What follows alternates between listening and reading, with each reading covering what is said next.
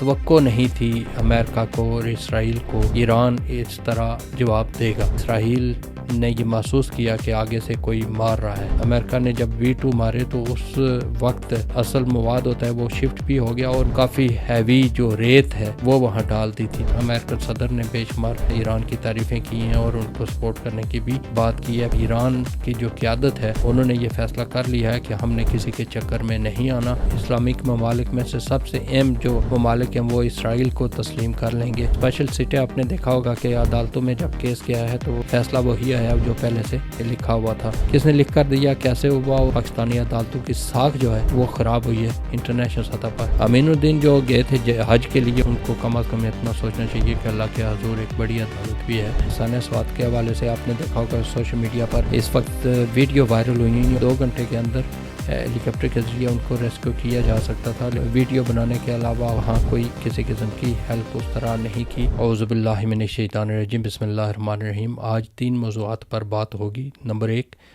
کہ ایران اور اسرائیل کی جو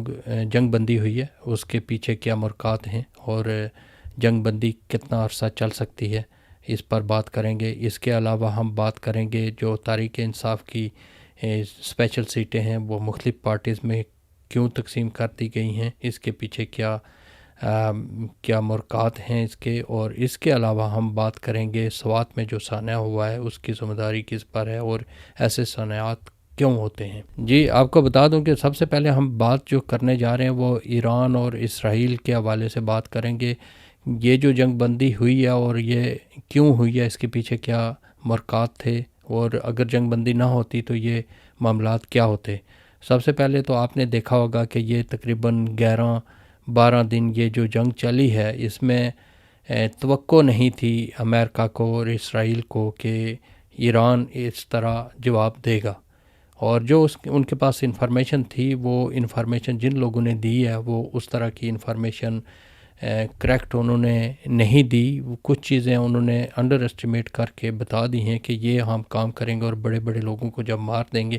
تو ان کی کمر ٹوٹ جائے گی اور یہ ساری چیزیں ہم اپنے قبضے میں لے سکتے ہیں اور اس طرح یہ قابو پایا جا سکتا ہے۔ یہ ساری ان کی پلاننگ تھی۔ انہوں نے پہلے ہی ادھر ہی بندے جو تھے وہ انہوں نے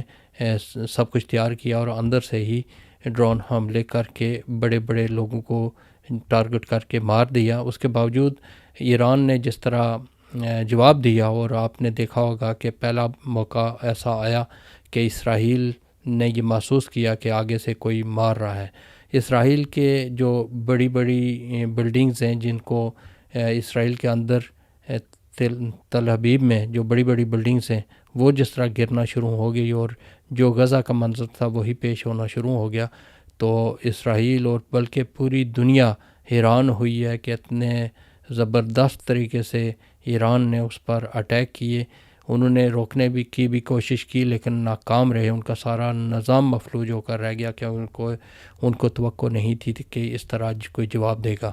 اگر یہ جنگ بند نہ ہوتی اور 2-3 دن، کیونکہ ایران نے ابھی شروع کر دیا تھا جو ہیوی میزائل تھے اس سے اوپر مارنے کے لیے، اور وہ ہر روز نئے میزائل اور جو پہلے میزائل چلاتے تھے ان سے کئی گنا ہیوی ہوتا تھا، پھر وہ اسی طرح یعنی نیچے سے اوپر گئے ہیں۔ پہلا تھوڑا ہلکا کیا، پھر اس کے بعد اس سے تھوڑا بھاری، پھر بھاری کرتے کرتے یعنی 11 دنوں میں جو آخری میزائل ان کے گرے ہیں انہوں نے بہت زیادہ تباہی مچائی ہے، اور اگر 2-3 دن اور رہتی تو اس سے بھی ہیوی میزائل ان کے پاس تھے مارنے کے لیے۔ اور جس طرح بعد میں ایران نے بتایا بھی ہے کہ ان کے پاس جو ذخیرہ ہے میزائلوں کا وہ اگر اور 6 مہینے تک بھی جنگ رہتی تو ان کے پاس وہ ختم ہونے والا نہ تھا۔ یہ ساری چیزیں جب امریکہ نے دیکھی ہیں تو امریکہ نے کوشش کی ہے کہ اسرائیل کو بتایا کہ B2 ہم ماریں گے اور ان کی جو جوہری تصنیبات ہیں ان کو تباہ کر دیں گے اور ان کے پاس یہ پاور ختم ہو جائے گی۔ لیکن جو امریکہ نے جب B2 مارے تو اس وقت جو ہمیں رپورٹس میں آیا ہے کہ جہاں انہوں نے حملہ کیا وہاں ایران کو کیونکہ پہلے پتہ چل چکا تھا، ایک تو وہ جو اصل مواد ہوتا ہے وہ شفٹ بھی ہو گیا، اور وہ جو جگہ تھی اس کو گھیرنے کے لیے ایران نے کافی ہیوی جو ریت ہے وہ وہاں ڈال دی تھی، جس کی وجہ سے جب B-2 وہاں گرا ہے تو اس نے اتنا نقصان نہیں کیا۔ اور اس کے علاوہ جب یہ جنگ بندی ہو گئی تو اس کے بعد پیش رفت امریکن صدر نے بے شمار مرتبہ کہا ہے، ایران کی تعریفیں کی ہیں اور ان کو سپورٹ کرنے کی بھی بات کی ہے۔ پھر اس نے پابندیاں بھی اٹھانے کے لیے بول دیا، اور ساری یہ چیزیں اس وجہ سے ہو رہی ہیں کہ ابھی وہ چاہتے ہیں کہ یہ سختی سے نہیں مانتے، ان کو پیار سے کسی طریقے سے زیر کیا جائے اور ان کے اندر اور بندے بھیج کر یہ ساری چیزیں کی جائیں۔ لیکن ایران کی جو قیادت ہے انہوں نے یہ فیصلہ کر لیا ہے کہ ہم نے کسی کے چکر میں نہیں آنا، چاہے وہ سختی سے ملیں یا پیار سے ملیں، جیسے بھی ملیں۔ انہوں نے اپنا دفاع مضبوط کرنا ہے، اور جو اندر جس طرح داخل ہو چکے ہیں ایجنٹ مختلف ایجنسیوں کے، ان کو کیسے صاف کرنا ہے۔ تو اب ایران کے پاس یہ موقع ہے کہ وہ اپنے اندرونی معاملات کو بھی ٹھیک کر لے گا، اور پھر جو کچھ وہ بنانا چاہتا ہے اس میں آزاد ہے۔ پوری دنیا میں اس وقت ایران کی جو ہے وہ داغ بیٹھ گئی ہے، اور اس وقت اگر کوئی امریکہ اور اسرائیل یا ان کا مقابلہ کر سکتا ہے تو دنیا یہ سمجھ چکی ہے کہ ایران وہ ایسی طاقت ہے جو ان تمام کا مقابلہ کر سکتے ہیں۔ اس کی وجہ سے باقی جو ممالک ہیں، اسلامک ممالک خصوصاً، ان میں بھی ہمت پیدا ہوئی ہے کہ جب بھی کوئی اس طرح کی جارحیت ہو تو اس کو باقاعدہ طور پر اگر اس پر خاموشی اختیار نہیں کرنی چاہیے، جواب دینا چاہیے۔ اب غزہ کا مسئلہ جو ہے وہ غزہ کا مسئلہ حل کرنے کے لیے امریکہ نے نئی جو تجاویز دی ہے اور 4 ارب ممالک کے حوالے کرنے کا کیا ہے، اس پر بھی کافی چیزیں سامنے آئیں گی۔ اس میں ایک ایران ایسا فریق ہے جو اس کی صحیح شکل سامنے لائے گا اور اس کا جواب دے گا۔ اس کے علاوہ آپ نے دیکھا ہوگا کہ یہ کہا جا رہا ہے کہ اسلامک ممالک میں سے سب سے اہم جو ممالک ہیں وہ اسرائیل کو تسلیم کر لیں گے، جلد کرنے لگے ہیں، اور اگر 2 تسلیم کر لیتے ہیں تو اس کے بعد پھر باقی ممالک پر بھی دباؤ ڈالا جائے گا کہ اسرائیل کو تسلیم کریں۔ تو یہ سلسلہ ابھی چل رہا ہے، تو ابھی آنے والے دنوں میں مزید چیزیں سامنے آئیں گی، اس پر مزید ہم بات کریں گے اور آپ کو بتائیں گے کہ یہ جو انٹرنیشنل سینیریو ہے یہ کیسے چینج ہونے جا رہا ہے۔ اس پر اگلا جو ویلاگ بناؤں گا اس میں یہ تفصیلاً بتاؤں گا کہ انٹرنیشنل سینیریو کیا جا رہا ہے اور یہ آنے والے دنوں میں کیا تبدیلی آئے گی پوری دنیا میں۔ دوسرا جو ہمارا ٹاپک تھا وہ PTI کی جو اسپیشل سیٹیں ہیں ان کے حوالے سے بات کرنی ہے۔ اسپیشل سیٹیں آپ نے دیکھا ہوگا کہ عدالتوں میں جب کیس گیا ہے تو اس میں انہوں نے سب کچھ سنا، بحث مباحث اتنے لمبے ہوئے، پتہ چلتا تھا کہ یہ سارا کیس سن کر جو آئین و قانون کے مطابق یہ عدالتیں فیصلہ کرے گی۔ سپریم کورٹ کیونکہ محفوظ ہوتی ہے آئین و قانون کا، اور وہ اس کے مطابق تمام ججز مشترکہ فیصلہ سنائیں گے۔ اور جب فیصلہ آیا سامنے تو وہ وہی آیا جو جس طرح وہ کر رہے تھے بحث مباحث، اس سے تو یہ پتہ چلتا تھا کہ یہ اس پر لا تو رہے ہیں کہ یہ فیصلے کی طرف کہ ہم یہ فیصلہ کریں گے، لیکن فیصلہ ذرا مختلف آیا کیونکہ وہ لکھا ہوا تھا، جو پیٹرن لکھا ہوا تھا فیصلے کا اسی کے مطابق جج اپنا رسپانس دے رہے تھے وکلاء کو۔ لیکن یہ ہے کہ اتنا بحث مباحث اور یہ خرچہ کرنے کے باوجود فیصلہ وہی آیا جو پہلے سے لکھا ہوا تھا۔ کس نے لکھ کر دیا، کیسے ہوا، اور یہ ججز جو اس وقت بیٹھے ہوئے قانون کو بھی جانتے ہیں، ہر چیز کو جانتے ہیں، اس کے باوجود انہوں نے یہ ہے کہ اپنی مرضی کے مطابق یا قانون کے مطابق وہ فیصلہ نہیں کر سکے۔ اگر یہ چیزیں جس طرح کا انہوں نے فیصلہ سنایا، اگر اسی طرح کے فیصلے آتے رہیں گے اور اسی طرح اوپر سے جو آرڈر آئیں گے ایڈمنسٹریٹر کے، اس کے مطابق اگر وہ فیصلے کریں گے ججز، پھر سپریم کورٹ کا جو جواز ہے وہ ختم ہو جاتا ہے۔ امین الدین جو گئے تھے حج کے لیے، اور آج کے لیے جب گئے ہیں تو ان کو کم از کم اتنا سوچنا چاہیے کہ اللہ کے حضور ایک بڑی عدالت بھی ہے، وہاں بھی جواب دہ ہونا ہے۔ اور یہ دیکھ سن کر چاہے فیصلہ چھوٹا ہو، موٹا ہو، یا جو بھی ہو، سیاسی ہو یا کرمینل ہو، لیکن اس میں آپ لوگوں کو یہ چاہیے تھا کہ آئین و قانون کو دیکھ کر اس کے مطابق فیصلے کریں، اپنے ضمیر کے مطابق۔ آپ بیٹھے ہوئے، آپ کی ذمہ داری ہے، آپ نے حلف اٹھایا،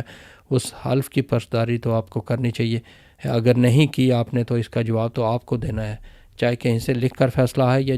جو بھی آئے۔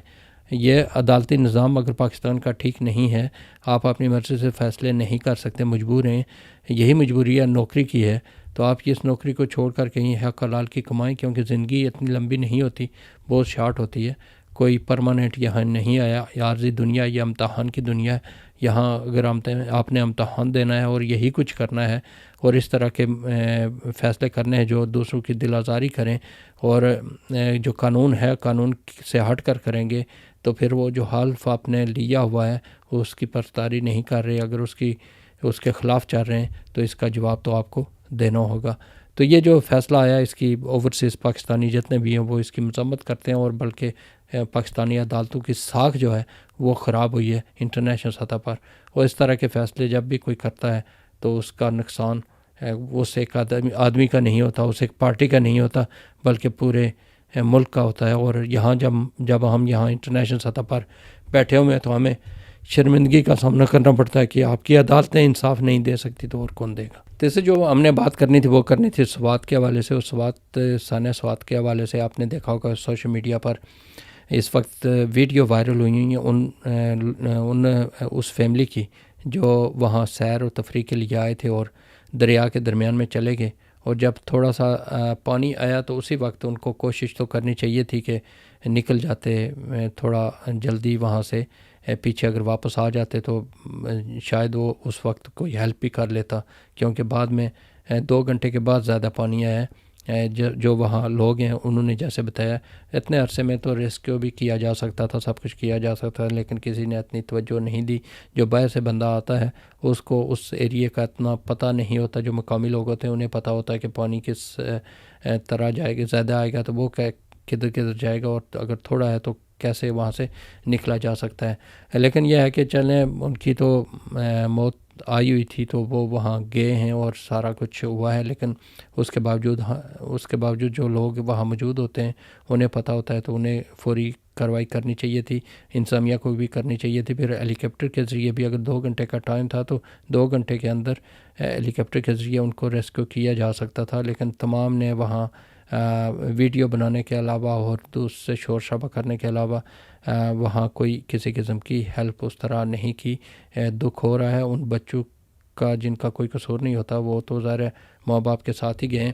لیکن یہ ہے کہ اس طرح کے واقعات پاکستان میں ہوتے رہتے ہیں بہت زیادہ، اور جب ہو جاتے ہیں واقعات تو اس کے بعد افسوس ہم کرتے ہیں، پھر مختلف لوگوں پر تنقیدیں کرنے لگتے ہیں، ہر ایک آدمی دوسرے پر لگا دیتا ہے، لیکن یہ ہے کہ ان چیزوں کو پہلے ہی کنٹرول کیا جا سکتا ہے۔ اگر دفعہ 144 کا کہہ رہے ہیں انتظامیہ کہ ہم نے لگائی ہوئی تھی، تو پھر وہاں لوگ گئے کیسے ہیں؟ پھر وہاں لوگوں کی آپ کے انتظامیہ کی ڈیوٹی ہونی چاہیے تھی کہ اگر آپ نے دفعہ 144 لگایا ہے تو پھر اس کو کنٹرول بھی کرنا چاہیے تھا، اس پر بندوں کی ڈیوٹیاں لگا کر لوگوں کو ادھر جانے سے منع کرنا چاہیے تھا۔ اگر آپ نے یہ دفعات لگائی تھی وہاں تو وہاں 15 بندے اکٹھے ایک جگہ کیسے ہو گئے؟ 4 بندوں پر بھی پابندی ہوتی ہے اکٹھے ہونا۔ تو یہ خود اس قسم کی جو چیزیں ہیں کیا کاربو مزید وہ اس کو مشکوک کر رہے ہیں، اور یہ چیزیں ایسی ہیں جو آپ لوگوں کو جو تنخواہ لیتے ہیں ان کو چاہیے کہ یہ چیزیں آپ کنٹرول کریں اور اس کے مطابق آپ ملک کا نظام چلائیں، اور اس قسم کے واقعات جو ہوتے ہیں ان سے سبق بھی کوئی نہیں سیکھتا۔ اگر اس طرح کے واقعات جب ہوں تو اس کے بعد اس کے مطابق انتظامات اگر کرنے، کم از کم مزید جو آنے والے دن ہیں ان میں ابھی تو وہ برسات کا موسم کا آغاز ہی ہوا ہے، تو اس طرح کی سچویشن ہے تو آنے والے دنوں میں زیادہ پیشن گوئی کی گئی ہے کہ زیادہ بارشیں ہوں گی، اور جب زیادہ بارشیں ہوں گی تو ظاہر سیلاب بھی آئیں گے، تو ان سے نمٹنے کے لیے باقاعدہ طور پر آپ لوگوں کو اس کے لیے انتظامات کرنے چاہیے تاکہ مزید لوگ جو ہیں وہ اس طرح کے واقعات کی زد میں نہ آ سکیں۔